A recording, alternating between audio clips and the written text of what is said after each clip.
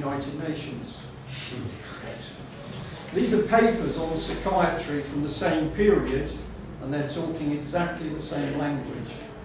Now this is all based on the Frankfurt School, which is where Lenin got psychiatrists to start thinking how they could use their skills to conquer a nation by attacking people's brains. It's real stuff. The bombs and the bullets are all there, but I can tell you, even Navy warfare books, you flick through, it gets into psychological warfare. And we were only given a tip of what was really going on. Do I believe this is just the communists? No. This is to do with somebody behind them. After the demoralisation, you destabilise. Trouble on the streets. Anybody here belongs to the English Defence League? I'm very interested in English Defence League because I don't know much about them. We met them all on Monday. They came to town on Monday. We met a few of them. Right. I've spoken to one guy on the phone. Just as with the BNP, I want to go and talk to them because they need to understand at the moment they're being duped. They were all waving Israeli flags, which I found really strange. Well, I don't find that too strange. Well, no, it's not strange. So basically, violence is now to be stirred up on the streets. And 40% cuts of the public sector is going to produce massive unemployment from the public sector. At the moment, 6 people are searching for every 1 job. When those cuts come into force, you're talking 10 people to 1 job. And there's dirty stuff going on in the background because more people are being encouraged in. We're not anti-immigrants here, because if we talk to people locally in Plymouth, they're really worried too. If you talk to the Muslims up in the Midlands, they say this is crazy. Our people, who've been here, some of them now for 50 years, can't get jobs. We're talking common sense, we're talking about human beings. But more and more people coming in while the system breaks down. They want violence on the streets. That's the destabilisation. And this is an interesting word, normalisation, because we think that means bringing society to normality, but to the Marxist military mind it doesn't. It means making us good communists. Can I mess around with terminology? I'm not talking communism. I'm talking Gramscian fascism. Because the form of Marx they're using is to bring the public and the corporate sector together.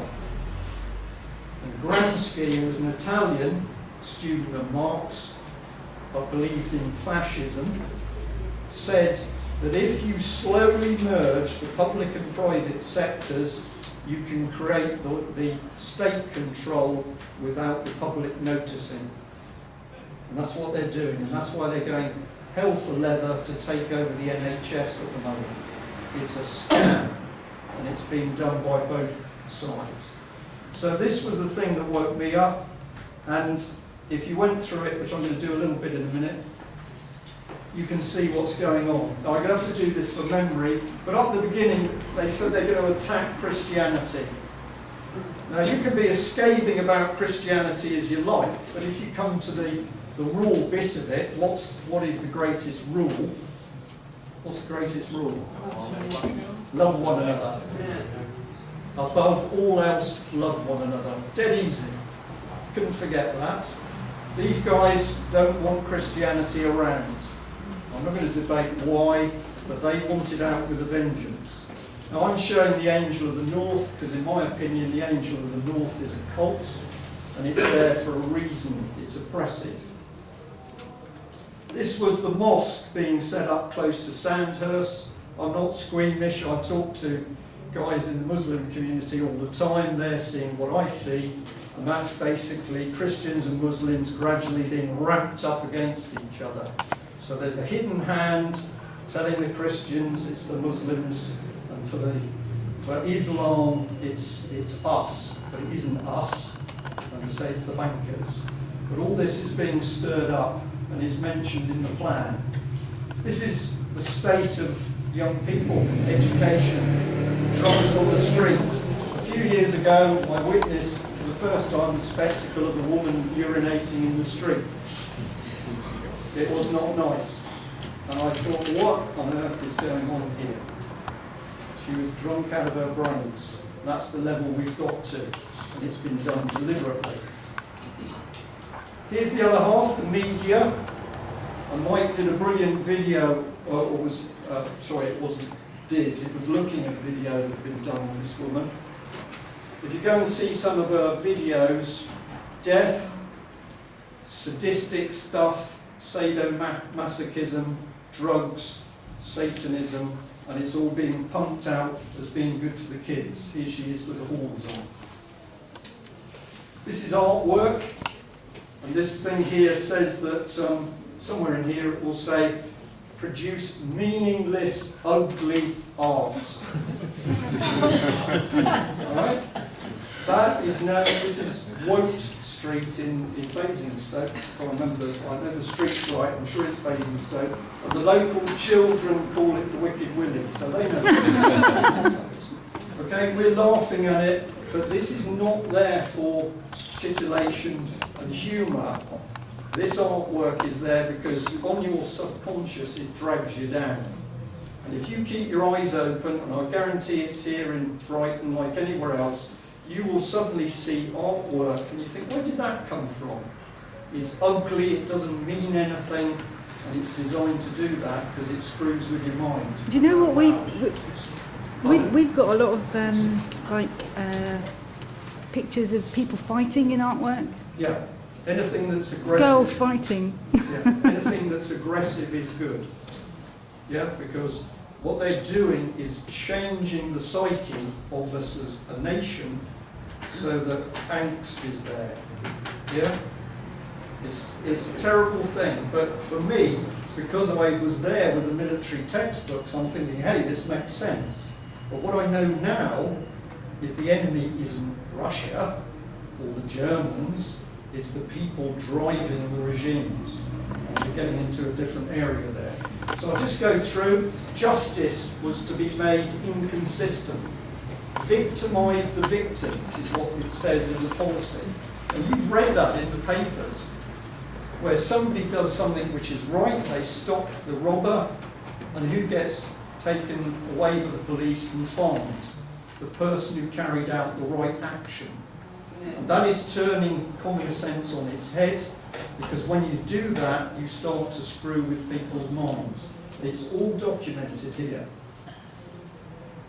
Now, this is a bit more on society, because I don't know whether you've noticed, but paedophilia is on the rise.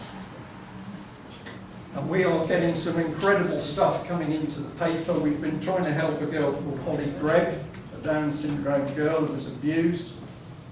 And she cannot get justice, and her mother can't get justice, but boy, have the courts turned against the people trying to speak out.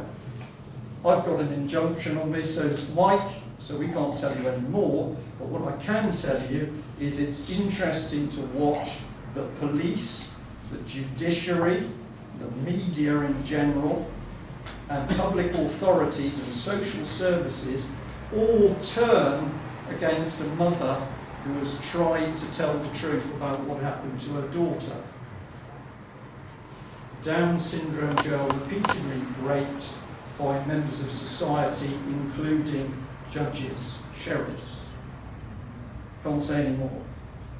Now, who's in this picture? Well, this is Cabbage Patch Man. And Mr. Heseltine lurking on the left, but this is the guy who's interested me. His name's Matthew Byrne. Now, he was a big wheel up in Liverpool, turned out to be a very nasty paedophile, and he also just about murdered, what went on there? He just about murdered 3 prostitutes because he used to get his kick out of strangling them. He was also a common purpose advisory board member. How many of, excuse me, how many of you have heard about common purpose? Right, okay, well, the advisory boards choose the people who are going to go through the training. And he was on the course, and here he is with dear old Mr. Cameron. No, I'm not suggesting Mr. Cameron knew what he did, in any way, shape or form. This is another common purpose paedophile. called James Rennie, linking common purpose with nasty things. They kept threatening to take me to court, but they're not so keen since the paedophiles that I said were there 4 years ago have started cropping up.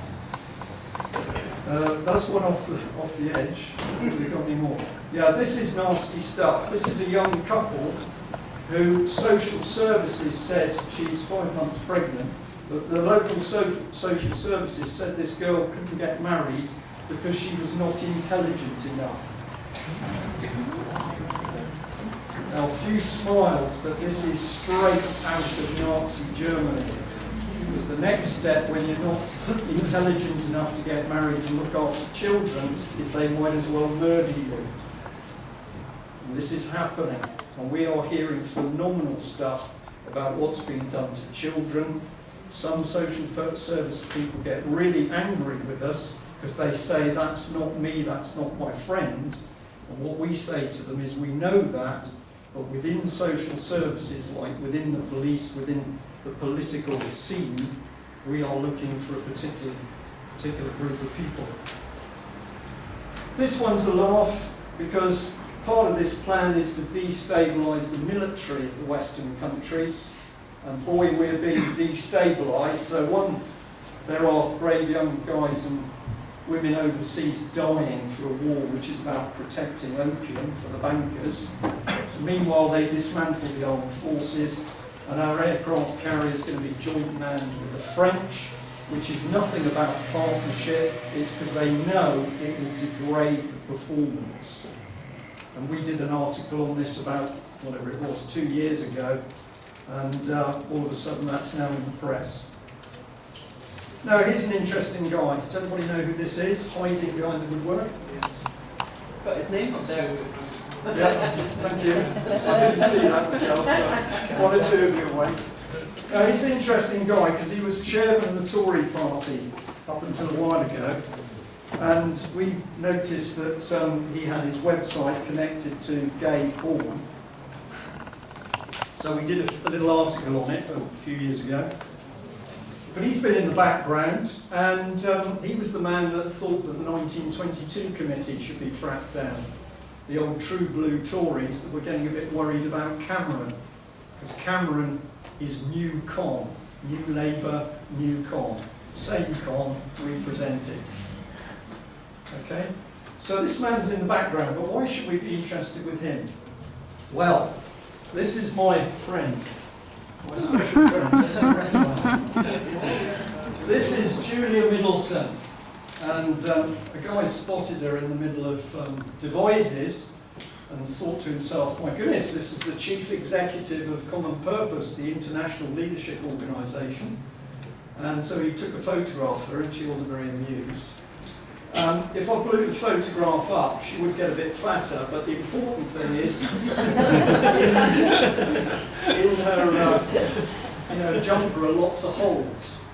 And I feel sorry for her because her shopping bag is empty and she's got holes in her jumper, but she earns about 90 grand a year, and the bulk of that money comes straight out of our pocket. So we've seen Frances Ward, and then we've got Julia Middleton.